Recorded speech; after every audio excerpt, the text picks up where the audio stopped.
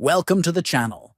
Today we are going to explore an important Windows 11 setting that allows you to control how long notifications remain on your screen before they disappear.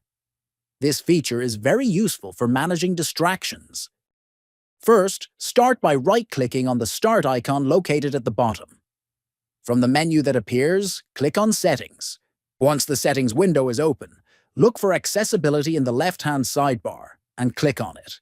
After that, click on Visual Effects. Then, look for the option labeled Dismiss Notifications after this amount of time. Here, you can choose how long notifications will stay visible on your screen. You can select from several pre-defined times, depending on your preference, whether you want notifications to disappear quickly or stay longer for easier reading. Finally, after selecting your preferred time, simply close the settings window. Your changes will be saved automatically, and you will now experience notifications staying on your screen for the duration you chose. If you found this video helpful, don't forget to subscribe to the channel, like the video, and share it with your friends.